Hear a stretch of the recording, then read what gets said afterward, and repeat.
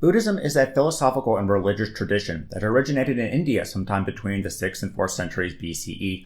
It is based on the teachings attributed to a man called Guatama Buddah, born Siddhārtha Gautama. Buddha is a title that means awakened one or enlightened one. The goal of Buddhism is to overcome dukkha, or suffering in life, and end samsara, or the cycle of our reincarnation, through the attainment of parinirvana. This video will serve as an introduction to Buddhism, covering some history, core philosophical and religious concepts. It will give some personal thoughts at the end on how right and helpful Buddhism really is today as well, including this idea of nirvana. Note that much of what you hear in this video is subject to debate. Buddhist teachings were initially passed down orally from generation to the next for at least 3 centuries. Unlike major Western religions, such as Christianity with the Bible, there is no consensus or document on what constitutes as a common canon in Buddhism. Plus, there are different branches of Buddhism, all with contrasting beliefs. 2 major branches recognized by scholars today are the Theravāda, the school of the elders, and the Mahāyāna, translated as the Great Vehicle. Many scholars believe the literature in the Pali Tipitaka, or 3 baskets, which includes the Sutta Pitaka, basket of discourse used by the Theravāda practice, is linguistically closer to the cultural context of the Buddha than any other material. So much of the material pulled for this video will be from the Sutta Pitaka. The scholar Pandey attributes the creation of Buddhism not solely to Siddhārtha Gautama, but also to the great religious ferment he lived in. This period in India is called the Second Urbanization, around the 1st millennium BCE, and was marked by great growth in trade, town development, and new ideas about living life. See, most theories of life previously consisted mainly of how to survive as a human and please the gods, but now individuals were becoming interested in what goes into living a better life, reducing suffering in it, and doing what is morally correct.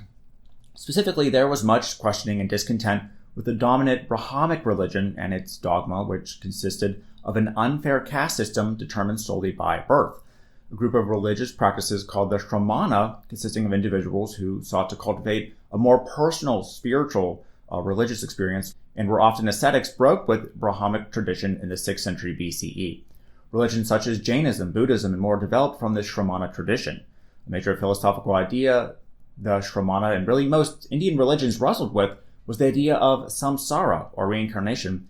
It's the belief that each conscious being is subject to a cycle of death and rebirth, being born in various realms and forms.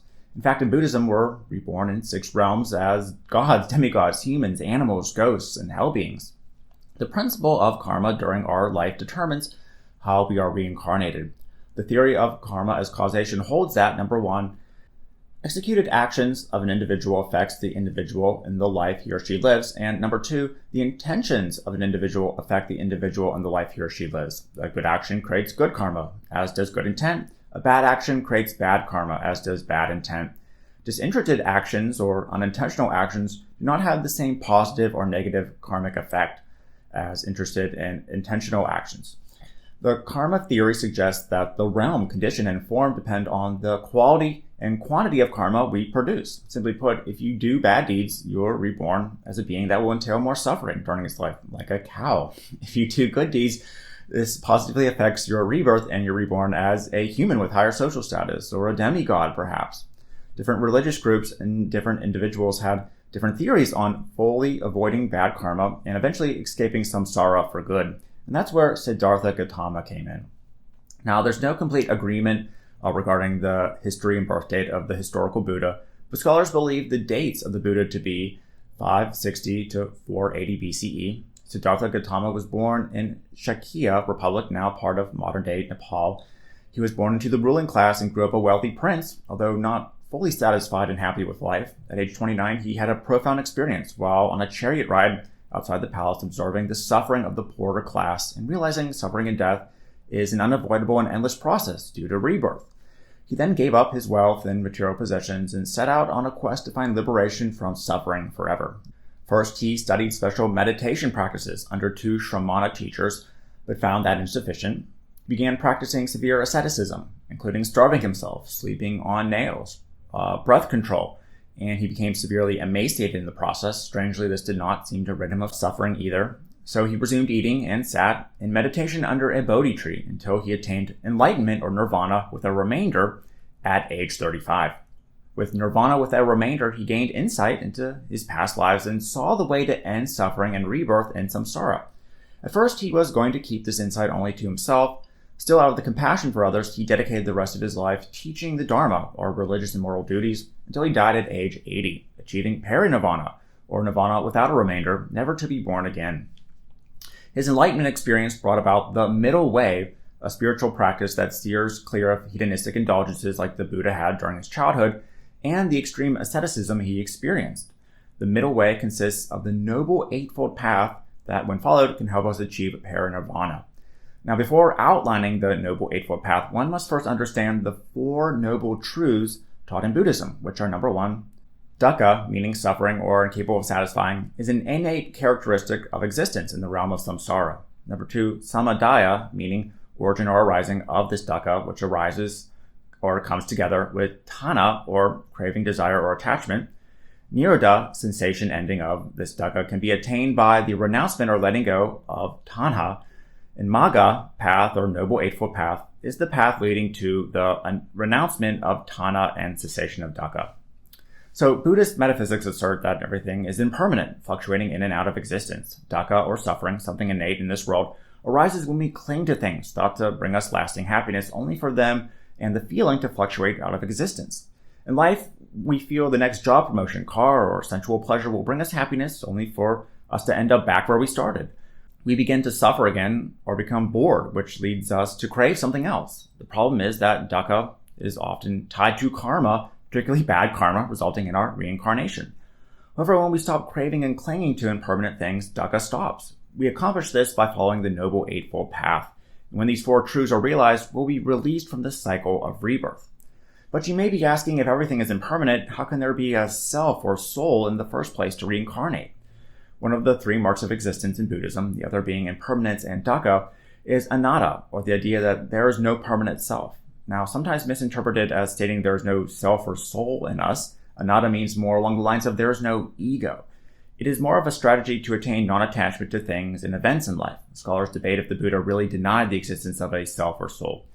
There may not be an ego with wants and desires in us, but there is a pure conscious awareness that is subject to samsara for Buddhists.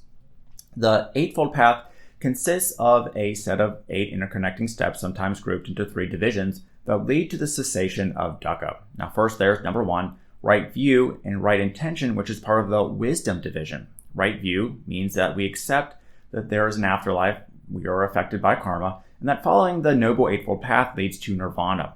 Right intention means that we're going to give up our hedonistic way of life, move into an environment of non-sensuality, non-craving, and non-ill will, or loving kindness to all conscious things. Then we have the moral virtue category, consisting of right speech, right action, and right livelihood. Now, right speech simply means we're not going to lie to others. We won't be rude, won't gossip, and we'll speak in a way that leads to salvation. Right action means no killing or injuring another conscious creature, no sensual misconduct like affairs, and for strict Buddhist monks, no sexual acts at all. Right livelihood means we're not going to participate in occupation or hobby that ultimately brings harm to people. We won't take a job in a gang or participate in white-collar corporate fraud, for instance. Monks must beg to be fed and never take what is not given. Now, diving a little deeper into the ethics of Buddhism, Buddhists are taught to follow the 5 precepts or 5 moral virtues. These are number 1, I undertake the training rule to abstain from taking life. I undertake the training rule to abstain from taking what is not given. Number 3, I undertake the training rule to abstain from sensual misconduct. Number 4, I undertake the training rule to abstain from false speech. Number 5, I undertake the training rule to abstain from liquors, wines, and other intoxicants, which are the basis for heedlessness. For certain religious days, there are an additional 3 moral virtues, which include number 6, I accept the training rule to abstain from food at improper times. For example, no solid foods after noon. Number 7, I accept the training rule to abstain from dancing, singing, instrumental music, and shows, and the use of jewelry, cosmetics, and beauty lotions. Number 8, I accept the training rule to abstain from the use of high luxurious beds and seats. Now, the Buddha did not see humans as a better species than other conscious animals like elephants or dogs. Humans are seen as being more able to make moral choices, and this means that they should protect and be kind to animals who are also suffering beings who are living in samsara. Finally, there's the meditation division, which includes number 6, right effort, number 7, right mindfulness, and number 8, right concentration. Now, right effort means we're being on guard for sensual thoughts and preventing cravings from disrupting one's meditation. Right mindfulness means we are never absent-minded and are vigilant to what we are doing and thinking. When meditating especially, we aren't absent-minded and we're paying attention to the impermanence of nature and the body as sensations, thoughts, and emotions flicker in and out of existence. Finally, right concentration means we adopt the correct meditation practice and work to achieve the Four Jhanas. Now, the Four Rupa Jhanas are stages of progressively deepening meditation, leading to states of perfect mindfulness, stillness, and lucidity. They have been described in the Pali Canon and by Buddhists today as trance-like states of deep peace completely without desire and craving. The four states of jhana are the first jhana, which is detachment from the external world, and a consciousness of joy and ease called sukha, or non-sensual pleasure. The meditator experiences something called piti, or stimulating feelings throughout the body, especially on the skin. Second jhana includes concentration with suppression of reason and investigation. Here there is still piti, non-sensual pleasure, and feelings of joy with a deep inner tranquility. Third jhana includes the passing away of joy with the sense of ease remaining. Piti drops away and there is equanimity or affective detachment. And the fourth jhana is a stage of pure equanimity and mindfulness without pleasure, pain, happiness, or sadness. Here the ego or sense of self fades away and there is only pure consciousness. Of course, there is much debate on what the Buddha exactly meant and what is specifically felt in each state. How do we correctly meditate to reach stage 4 jhana then? Well, again, there is debate, but the Buddha seems to have outlined two meditative qualities that we should adopt, samatha and vipassana. The Buddha describes them as a swift pair of messengers who deliver the message of nirvana to us. Vipassana, which means to see things as they really are, involves the practitioner simply trying to be aware of more internal and external stimuli. Often the technique begins with the practitioner being mindful of each breath, something called anapanasati. Samatha is often translated as tranquility of the mind or mind calmness. Here we're calm abiding, which steadies, composes, unifies, and concentrates the mind. With practice, one can eventually reach fourth jhana, where the Buddha experienced initial nirvana. Nirvana literally means blowing out or quenching. Again, the Buddha experienced two types of nirvana with a remainder and nirvana without a remainder, sometimes called parinirvana. Nirvana with a remainder is the cessation of dukkha and all afflictions and cravings that accompany it. Scholar Rupert Gethin explains that the fires of greed, aversion, and delusion are snuffed out in one who's achieved nirvana. However, we still remain in our physical bodies. We continue to speak and act with other people, the difference being all our thoughts and thus behaviors are free from deceit, greed, hatred, possession, and other dukkha-causing defilements. There is simply peaceful non-reacting. Some scholars believe the ego or identity goes away as well. There's no me or mine, and the enlightened person's experience will be non-dualistic and non-conceptual. Thus, the enlightened person can't experience anxiety or fear once nirvana is achieved. When the enlightened die, they experience parinirvana, which signals that we are freed from the cycle of rebirth and death and all the suffering that entails. We don't go into some sort of heaven or afterlife. Concepts like born or not born are no longer associated with the one who achieves parinirvana. After the Buddha died, his teachings began to be spread by his followers. Various schools of Buddhist thought in the last centuries of the first millennium BCE eventually evolved to the Theravāda, Mahāyāna, and other schools today. As of the recording of this video, Buddhism is practiced by approximately 7% of the world's population, making it the fourth largest religion. China has the most followers, with approximately 18% of its total population. Buddhism continues to be spread, and more of the Buddhist teachings are being adopted in the West. Now, there's far more to Buddhism than what was covered in this short little video, so if any of it interested you, make sure to check out the scholarly references below for more information. So, is Buddhism right? Should we all become Buddhists? Well, I don't think we need to go into why the idea of samsara and karma is almost certainly not right. If I somehow become another person or being, I be that person and not myself. So that makes the entire goal of Buddhism and the idea of parinirvana pointless. But I think there are some aspects of Buddhism many people can adopt for a better life and to help create a better society.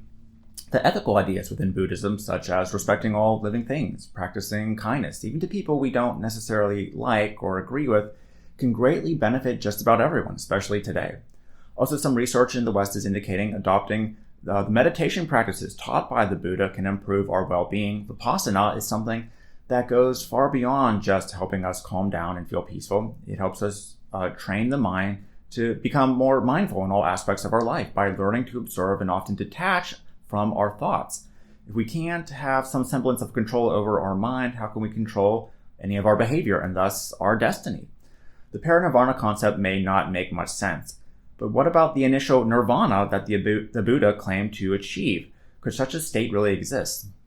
Well, I think so, to a degree. Many individuals have claimed to reach states of consciousness similar to what's described as fourth jhana, where the feeling of the self or the ego fades and there's just pure conscious awareness. In fact, some research indicates a part of the brain responsible for this sense of self becomes inactive in experienced meditators and those using psychedelic substances, leading to a feeling of pure conscious existence. There's nothing about the brain that suggests we all can't achieve this to some degree. Now, as far as the Buddha being permanently enlightened and experiencing life in some sort of non-reaction, some sort of non-dualistic state, that's doubtful. I know some gurus claim they are fully enlightened, but this is most likely just to fuel the ego and probably to sell books and trainings. Although there are some benefits from Buddhism, overall it's important to realize Buddhism is not a life-affirming philosophy. Buddhism is an anti-life philosophy in the sense that happiness and subjective well-being can only exist when we withdraw from day-to-day living. Now, I understand that there are Western interpretations of Buddhism with Buddhists who run businesses and they're raising families. But to truly achieve nirvana, as outlined in the suttas, we need to give up on hobbies, goals, dreams, day-to-day activities, even our very identity, and aim at not really joy, but just pure awareness. The philosopher Nietzsche called Buddhist thought a will to nothingness, something we should try to avoid if possible. Life isn't about retreating to a quiet corner of the world and just existing until death. Given India's state of affairs during the time the Buddha lived, we can't blame him for taking the path he took to solve the problem of suffering and craving in his life. But if the Buddha were alive today, I don't think he would have become, well, a Buddhist. He might have worked to understand the mind and how we can make the joy we feel in jhana states the average state we all feel going about life as we know it today. He might have worked to make society a far better place, a place where everyone can thrive in, given that there's the technology and resources today to make that happen that didn't exist back in ancient India. Now, sure, Buddhism can help us a lot, but as a single philosophy and practice for the best way of life possible, it's probably not the best answer.